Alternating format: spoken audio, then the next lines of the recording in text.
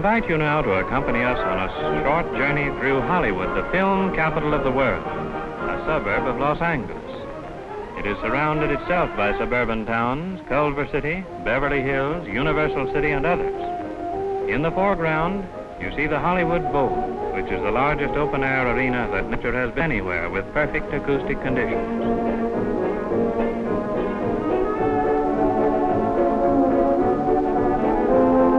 The Hollywood Bowl has a seating capacity of 25,000 people. In the summer months of each year, the symphonies under the stars are presented here by world-famous conductors. How the people live in Hollywood, either in bungalows or apartment houses, we show you next. The California bungalows and apartments are provided with all the latest conveniences, the most modern found anywhere. Electric cooking apparatus, automatic refrigeration, and everything else you could think of.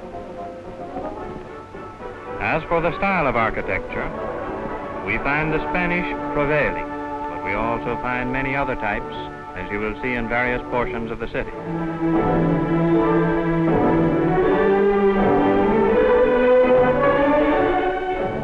The foothills of Hollywood are covered by luxurious homes, and the occupants have an unobstructed view for a distance of 25 miles to the ocean.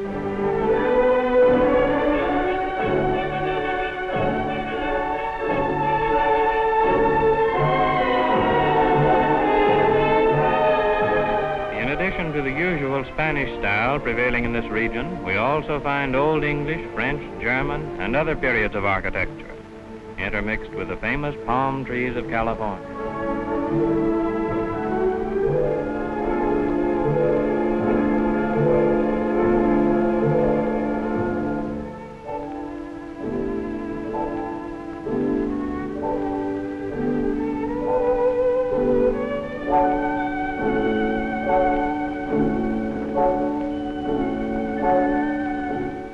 Next, we see one of the many churches of Hollywood.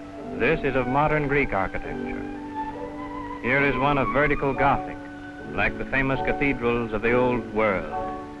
And here is one of colonial architecture. We also find many of the Spanish mission type.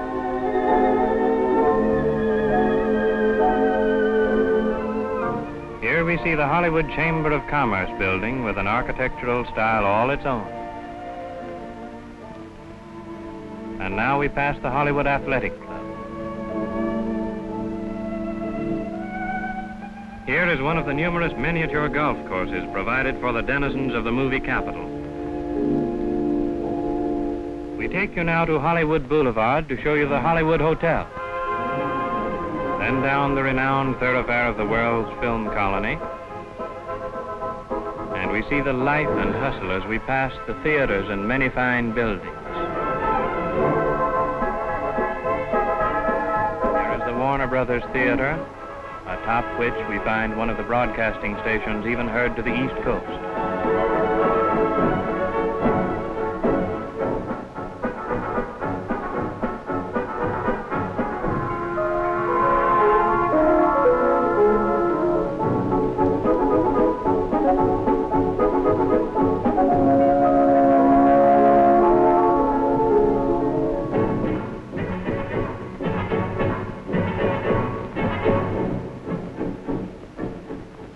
Now we see the famous Lemley Corner on Vine Street and Hollywood Boulevard, for which $1 million has been refused. Here we see the celebrated Brown Derby restaurant, where some of the prominent film stars meet every day. And next we see Henry's, the restaurant in which Charlie Chaplin is one of the steady patrons and interested partners. The owner is one of his oldest and most trusted friends. Next we go to the main building of the American Legion in Hollywood and admire its modernistic style. In one of the beautiful parks of Hollywood, a monument has been erected to the late Rudolph Valentino. And there the natives take us just to prove to us that Hollywood does not forget its film stars.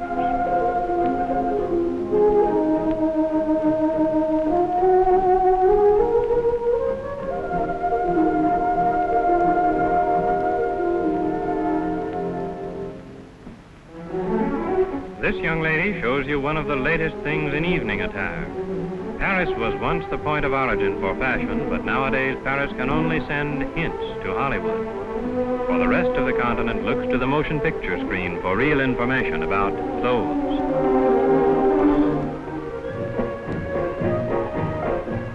Now that evening is here, suppose we go to a world premiere held at Grauman's Chinese Theater. A first showing in Hollywood is an event of worldwide interest. We see the brilliant illumination and the traffic congestion, and presently we'll see the stars as they talk into the microphone upon arrival, so that the less fortunate people who are unable to attend this premiere can hear what's taking place over the radio in their own homes. Thousands upon thousands of dollars are spent upon the decoration and the lights for these events. Perhaps it's in keeping because the pictures they advertise cost millions. The first celebrity we see is Bessie Love.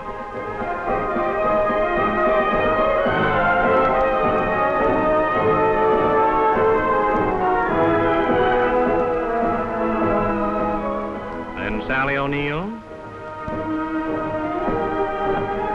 Edward G. Robinson, the famous character actor.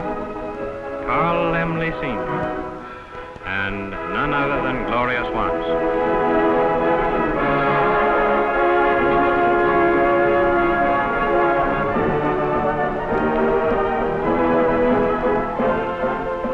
At this premiere, there are no passes to be had, and everybody attending must pay the price of $5 per ticket.